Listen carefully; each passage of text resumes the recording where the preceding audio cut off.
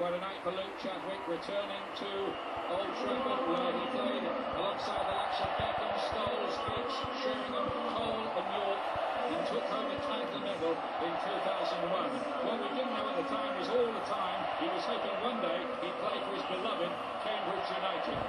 What a special, special night for him to be wearing that amber shirt at Old Trafford.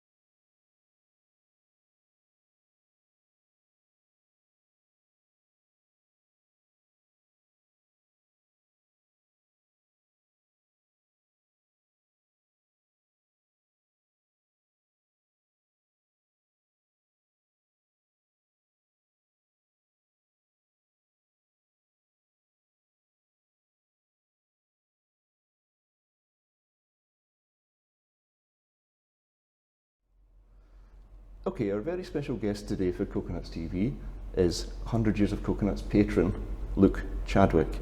Now Luke's career spanned around 20 years in many clubs, I think it's fair to say, in different times. But it all started for you at the Abbey Stadium, I believe, as a youngster when you started to watch Cambridge United. Yeah, without a shadow of a doubt, that was my dad used to bring me to the games. Me and my brother, I must have been about 5 or 6 the first time. I remember the first game I ever come to, I can't remember the opposition, I must have been about 5 at the time, but I remember coming home and just falling in love with football, and it was all I wanted to do from then on. I was out in the garden playing all the time, and every time we had opportunity we'd come up the Abbey and watch the game, so it was an incredible time. So was it an older brother you had or a younger brother? Yeah, an older brother. He's 2 years older, so my dad used to bring us up here. We both used to play football in the garden. Yeah. My dad's actually from Bury, he's a Bury fan, but he moved down south, and Cambridge became his club, and obviously the first club I ever watched play and the club I fell in love with. So that would be when, round about the mid-1980s? Yeah, it would have been probably 86, 87. I remember the players playing, it would have been David Crown, George Riley, Lindsay Smith was the one I remember Wolfie as well. Smith, he had that, the second you saw him you wouldn't forget him. that was the sort of era around. Laurie Ryan was another one I remember. I've probably still got the programme somewhere at home. Yeah, brilliant. So as you say, you fell in love in the mid-1980s with football. And we find that so often that people come with their dad. It's almost always your dad that brings you in the first instance. And then eventually you grow into coming on your own. So did you ever have any aspirations of being a footballer? Was it because your older brother was probably a little bit better than you when you were young? Yeah, I think probably from about the age of 8, 9, I probably started playing organised football from about 9 years old, and I was really fast at the time, surprisingly enough. No. And we know. Used to score loads of goals, and I think when you get that original success of doing something, and you're a little bit better than everyone else, you sort of carry on doing it and carrying on doing it. And it was the same time then when I was really getting into the football, when I started watching with the likes, when the club was really on the up, with John Beck's team, obviously, that made the FA Cup quarter-finals 2 years running, got the promotions and that sort of thing, being at Wembley when we beat Chesterfield in that first ever playoff final. And that day were the times that they make you fall in love with football, and you see your heroes out there on the pitch and you want to do what they're doing and push yourself to be one of them.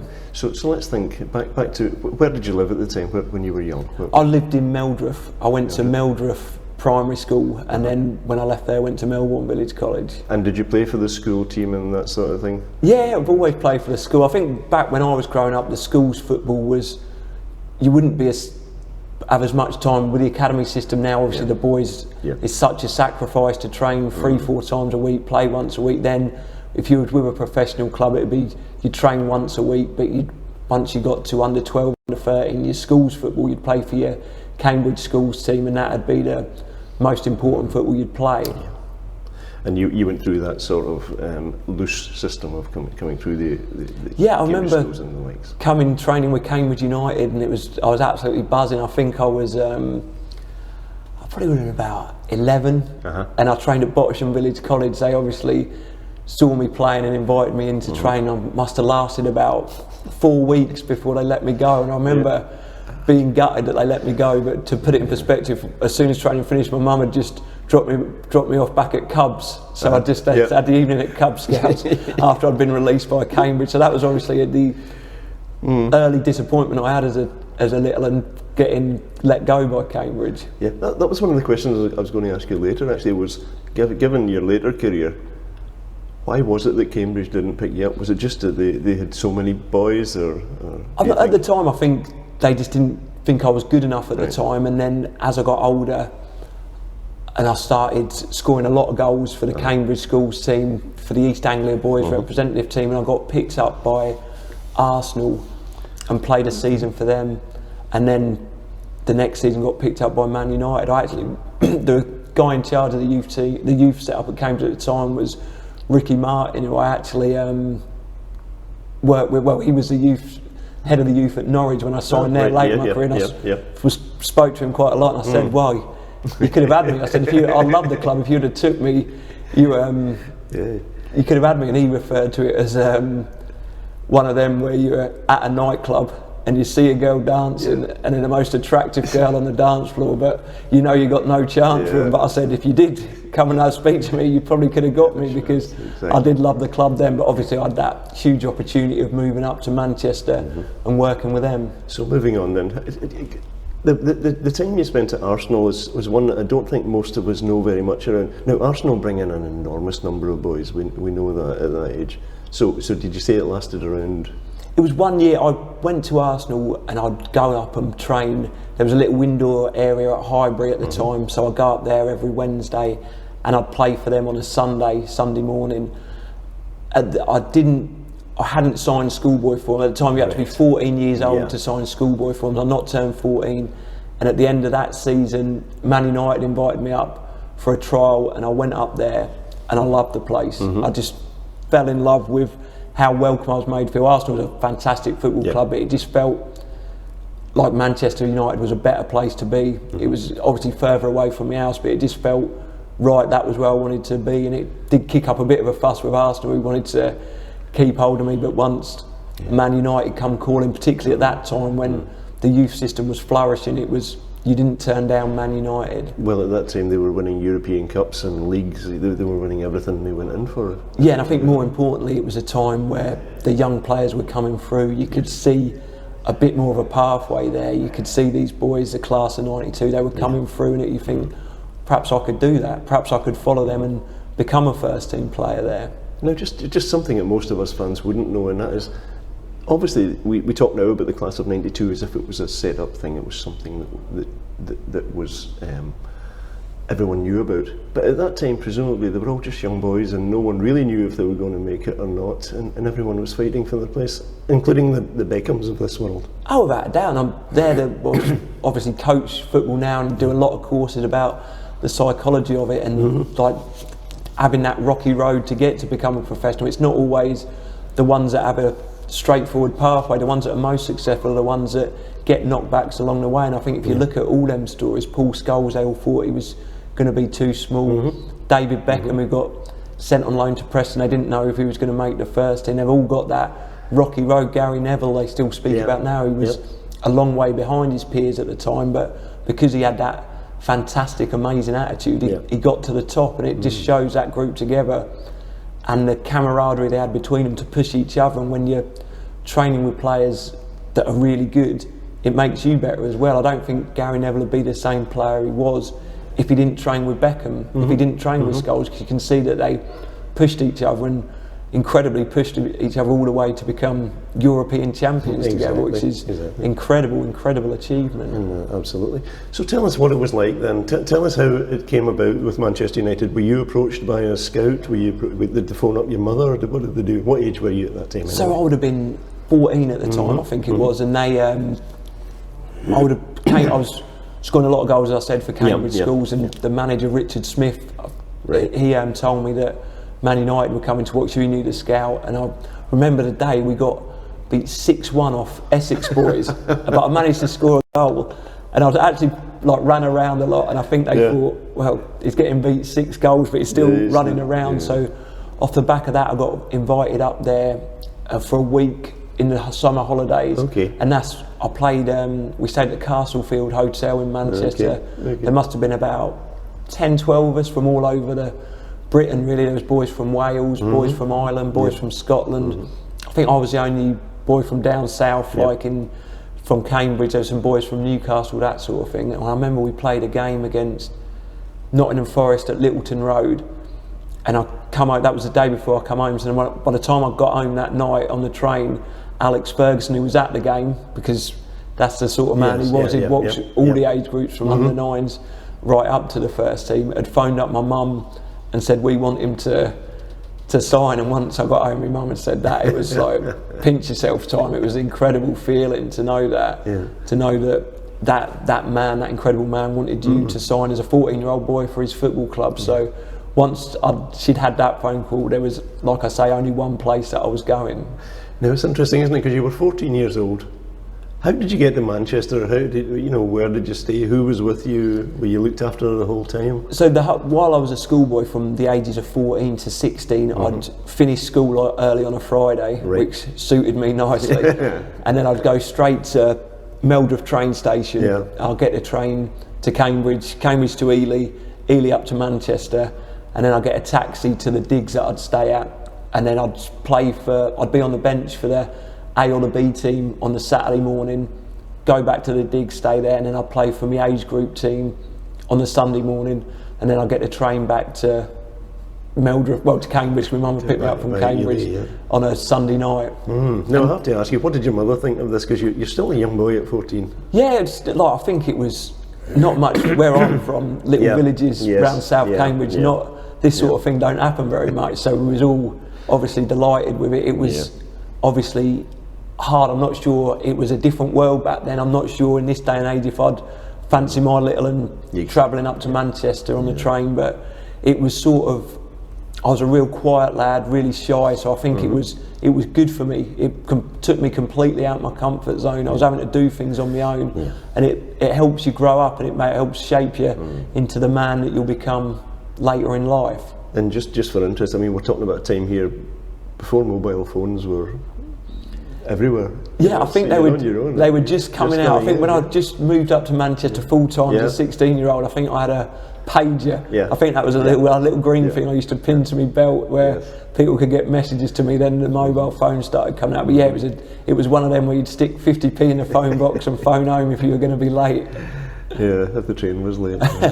So you stayed in digs up there, but presumably there were a number of you around the same age, same place. Yeah, there was all, like, I'd stay in digs with the older boys that were scholars, and obviously a few of the schoolboys from out of town would do that. And then when I moved up full time, there was two of us in the same digs. We lived in a little terraced house on Littleton Road. It was a completely different world to me. Little council house in Meldriff with a big garden I could run around with. But it was again a great life experience to move up, and me and the other lad that stayed with me were looked after so well from the people in the digs, and it was a really fun as an apprentice. It was probably the most enjoyable time I had as a footballer. I think most footballers say the same. It was just like playing with your mates every day. Now there must be times whenever there are decisions made in your future, you know, through that 2 years they must be looking for you to progress.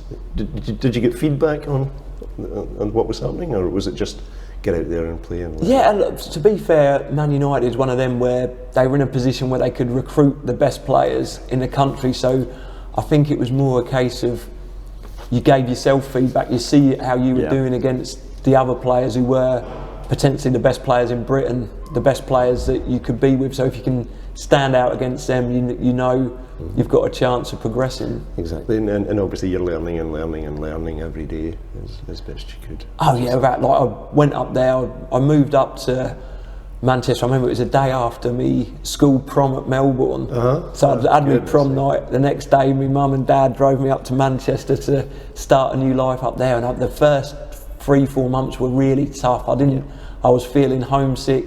I'd phone home in tears sometimes and say, give them a ring at Cambridge, I just want to go home. But to be fair, my mum and dad told me to stick with it, because like it was an opportunity that you wouldn't want to miss out on. Even if it did work out after 2 years, that they got rid of you, you still don't want to miss out on 2 years playing with the best players and getting coached by the best coaches. Absolutely. So thinking about the decision points, there must have come a time then as you moved on, perhaps 16, perhaps, I don't know, whenever they said, I'll tell you what, we would actually like you to sign a contract. Yeah, I remember I signed a contract, me and another boy, Sir Alex, pulled us both up to his office. We were both doing well at the time, we were both representing the young England team. You couldn't sign a professional contract till you were 17. Okay. And I remember the two of us getting pulled up there, and I think we both got offered £500 a week, and at the time I just thought, flipping out, I've won the lottery here. It was incredible. I couldn't wait to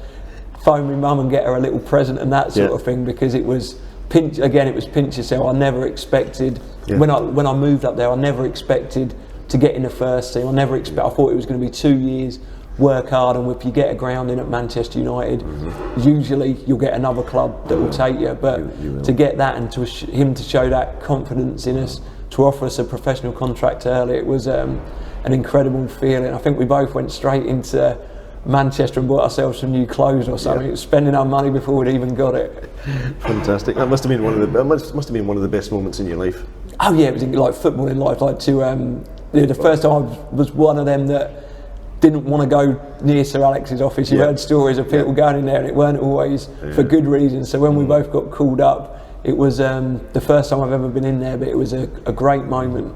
That must have been an interesting time, actually, because as you say, you must have seen folk going in the office and coming out with their dreams pretty well shattered. Yeah, and that is football, like doing the job I do now, and something that I have to do as well to young players, and it is heartbreaking. But again, speaking about what happened with the likes of Beck and Neville, it does take rejection sometimes to help you kick on and help you have a career in football. But my path was, up until the age of probably 21, 22, was just a path straight upwards. I didn't have any, there was no bumps in the road or anything, there were no speed bumps. I was just riding the crest of a wave, really, and got to a really high level without suffering real disappointment in my career. That was going to be my next question. Were there any did you stop at any times, or did you continuously feel you progressed? The first time, I think I signed my professional contract as a first year scholar, as it were. Then I had a really successful time as a scholar, moved up, and then I started as a first year professional in my third year at the club, and I sort of took my foot off the gas without a shadow of a doubt. I went home in the summer, I had 7 weeks off. I certainly didn't follow my fitness programme, and when I went up there, I should have been going back up there to be part of the first team squad, but I wasn't ready to do that. Mentally and physically, I weren't in a state. I thought because I'd signed my professional contract, I thought I'd done enough already, and it was then that I got sent on loan to Antwerp, which was for them, I think it was giving me a wake-up call, but for me it was brilliant. It was a great time for me. I absolutely loved my time in Belgium and really progressed as a person, and as a footballer. I really had.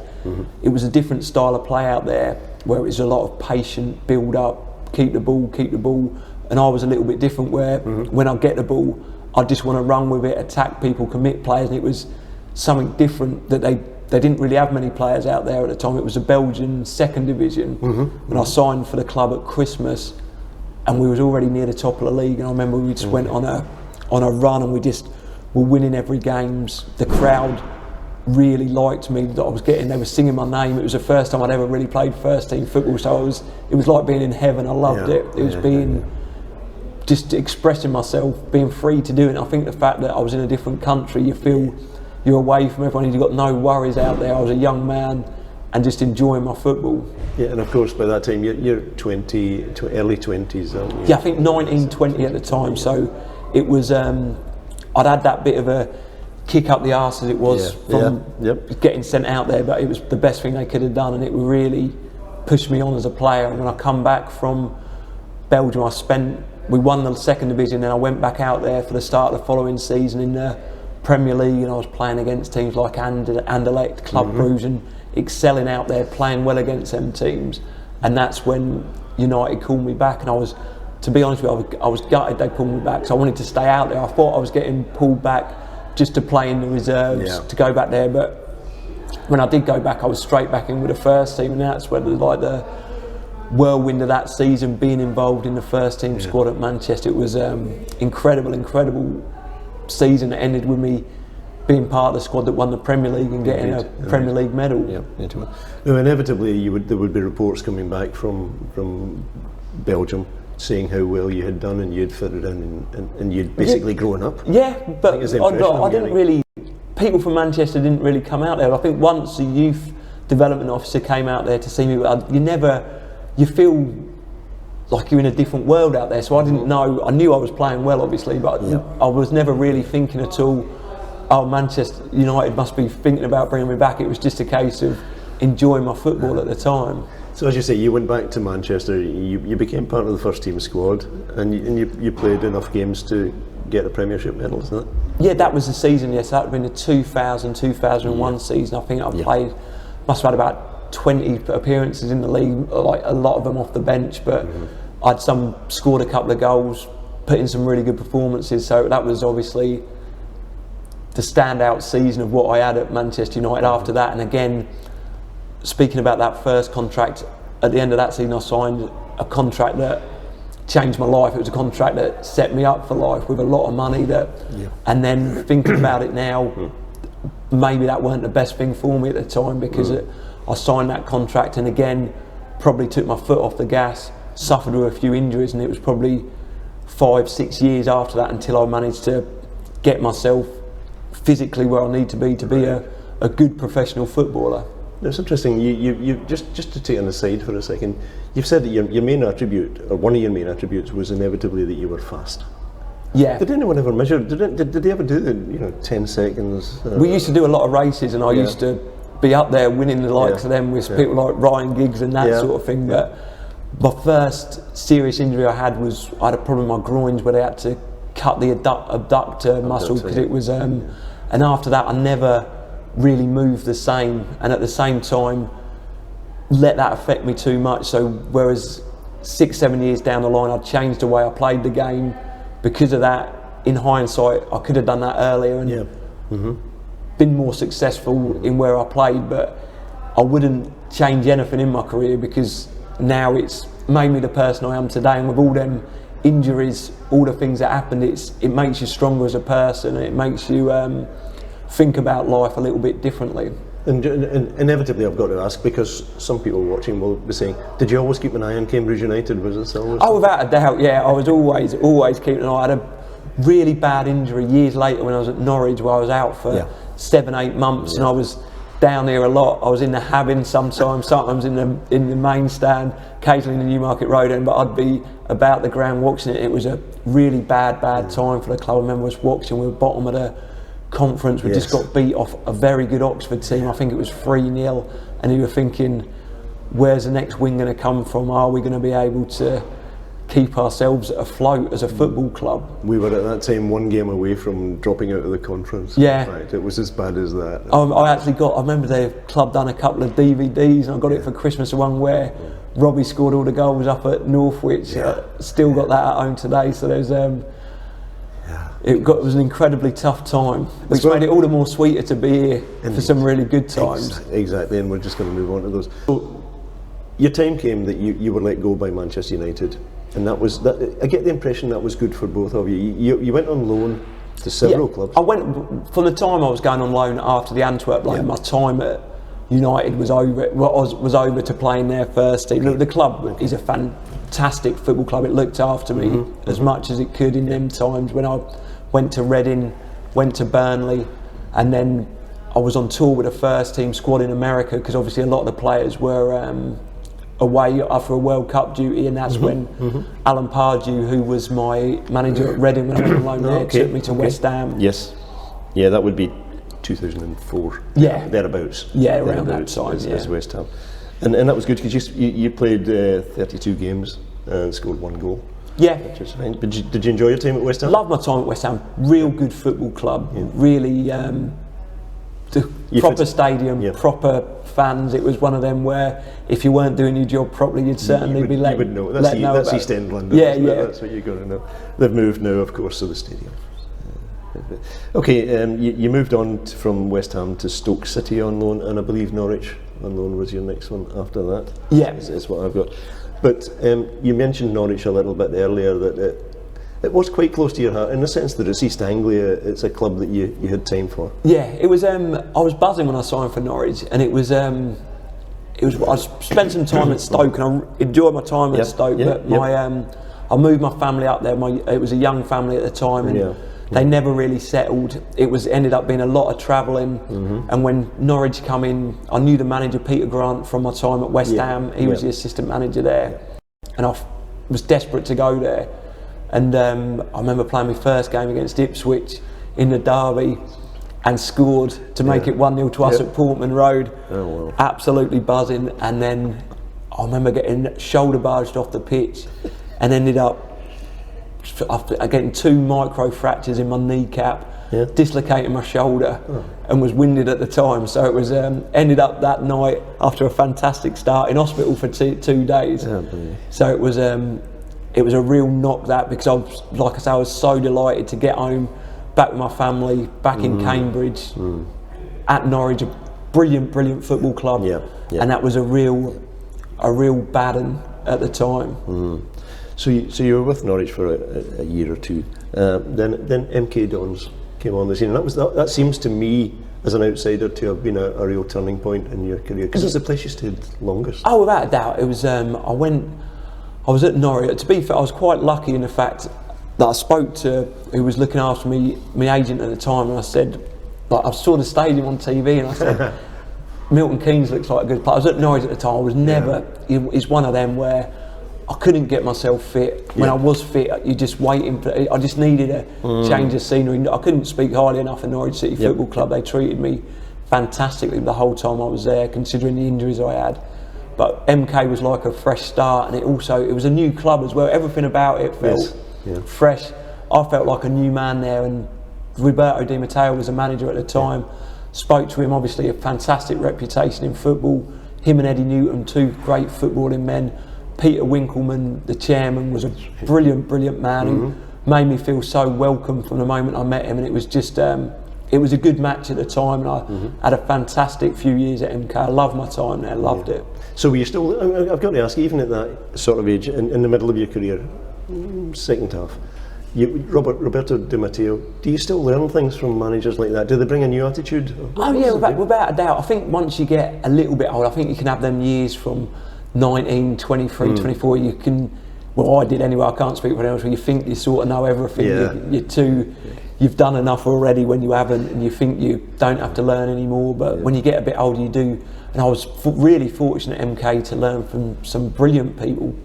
Paul Ince, who was one of my big heroes as a boy growing up, to play under him was fantastic. Carl Robinson, a young manager I took so much from, and another really great guy who helped me so much with my time at MK. It was a really great learning curve and great experience playing for MK Dons. And you mentioned Pete Winkleman, who's on TV all the time. He is Mr. Milton Keynes Dons, isn't he? He is. Yeah, and it's like, I think some people think it's an act at times, but it's not an act at all. He's got so much passion for MK Dons and so much passion for Milton Keynes as a place. He's a fantastic man. So you stayed there as long as you stayed anywhere in your career, to be honest, and I make it 210 games, and I think it was 17 goals. But obviously, as you say, you changed your style of play a little bit then. How would that have changed? You didn't rely on your speed, perhaps? Yeah, I think I moved more inside as the years went on, and ended up as a more number 10 that was probably most successful at MK Dons, playing in between the lines, being a bit cleverer, using that experience that we had at Man United of always checking your shoulder before the ball comes, which are a massive on, and when you're playing in them positions inside the pitch, if you can do that, it buys you half a yard, half a second to be a bit more effective playing that position. Yeah. Now I've got to say, and I think this will resonate with many Cambridge United fans. We got to 2014, and I was driving in to watch an evening game, and it comes on the radio that Luke Chadwick's interested in playing for Cambridge United, and the commentator couldn't believe it. Richard Money said he couldn't quite believe it. How did this happen? How did this happen for you? So it was always my dream. All I wanted to do as a little boy was play for Cambridge United, and I thought, I was at MK and the legs weren't feeling as good as they once were. It was one of them where I didn't have many years left where I could run about how I wanted to. I could perform how I wanted to perform. So I spoke to Carl at MK and I told him, and he was quite surprised. He thought, well, he said I'd never known a professional footballer to say that.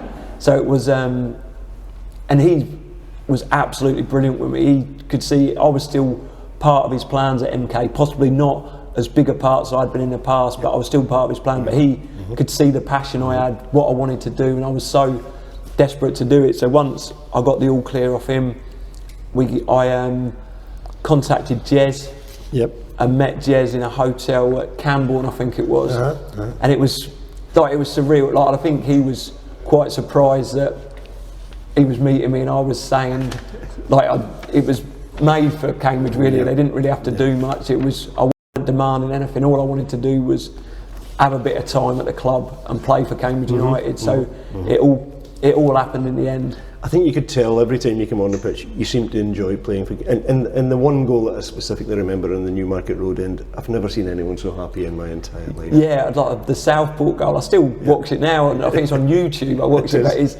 I've never ever felt like that in my whole life on a football pitch. When I scored that goal, it was I felt so emotional. I could have started crying on the pitch. It was such an incredible moment. It was like all your dreams come true as a, I don't know, 33, 34-year-old man, like a little kid, like playing in the back garden, pretending to be John Taylor, pretending to be Dion Dublin, pretending to be Chris Ledbetter, Michael Cheatham, all them moments, and then you're actually doing it for yourself up the Newmarket Road, and it was, like I said, I can't describe how incredible moment that was in my life.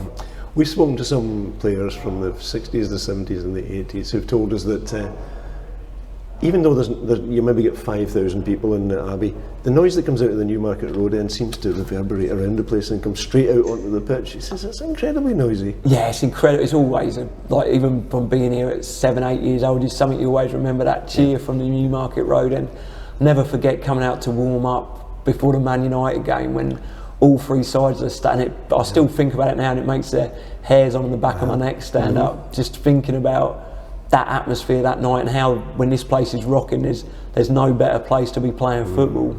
You and I spoke just before the Manchester United game. I asked you a few questions then too, and I was asking you, about your memories of, and how our players would react to it. And you said you can't quite treat it as just another game, but you'll prepare as you would for any other game. But as you say, it can't be the same. When you get on the pitch, there must be some players who are nervous and some players like yourself who've been around a little bit. Yeah, I think even myself, I think everyone was nervous. If you're playing Man United in the FA Cup at the Abbey Stadium, you're going to have a few nerves. There's going to be loads of excitement. I think it's how you use them nerves, use that excitement to help with your performance. And the boys that played out there that night certainly used it to the best of their ability, because we drew 0-0 with one of the biggest clubs in the world. And my memory and Alan's as well, as Robin van Persie comes on as substitute, and you think, my goodness, he was in the World Cup finals just a couple of months Yeah, I ago. remember sitting on the bench for probably the first 80 minutes before I come on and thinking, flipping heck, these players here on this pitch, it's great to see, and they're struggling as well. They can't break us down. It was an incredible night at the Abbey, one of the best nights the Abbey's had, I reckon. The best in my experience, to be honest. So we're absolutely no disgrace. Went to Old Trafford, and within the first minute, Tom Elliott could have scored. Yeah, he was like, they'd give us a chance, didn't they? And Didn't they just? By a mistake, of course. Yeah, in hindsight, I think even if Tom had scored that, I think it would have been a long night at the office. I still don't know if we would have hung on, but for Cambridge United to score at Old Trafford up the Stretford end, it would have been something that we'd have with us forever, that's for sure. Now you must thank Richard Money on occasions if you ever see him, and I'm sure you will in the future, because he took you off, he substituted you in that game, didn't he? And you got the applause from the United crowd, which I thought was absolutely wonderful. You were recognised by the Manchester United crowd. I don't know if you remember it, but we certainly do. Yeah, I remember it well. Obviously, it was a nice moment to receive applause like that from a fantastic, one of the biggest club in the world. So yeah, it was obviously an honour to get that reception from a crowd at Old Trafford. Absolutely, it was wonderful.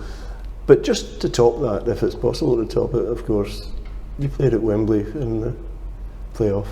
Yeah, I think that was better. Like being that was so big for the club. So I remember that last, when Ian went off, when he snapped his Achilles, and that however long they added on, was it 9? It was over 10. And that was the most horrible thing I've ever seen ever. When I look over to the 4th official and he's holding up however long, it was the longest, however long, 10, 12 minutes of my life anyway. But the feeling of pure relief when the final whistle went, we've done it, we've finally done it. All them years in the non-league, and now we're back in the football league, back in a big time, back where this fantastic club deserves to be. And it was an amazing moment. And we're at a good time in the history of the club because we're consolidated in the league again. We're financially as secure as I think we're ever going to be, with aspirations to go higher. But Luke Chadwick, you've been an enormous part of Cambridge United history, and it's great to get you to tell your own story for once, as opposed to reading it second and third hand.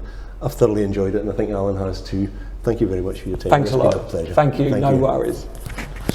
Yeah.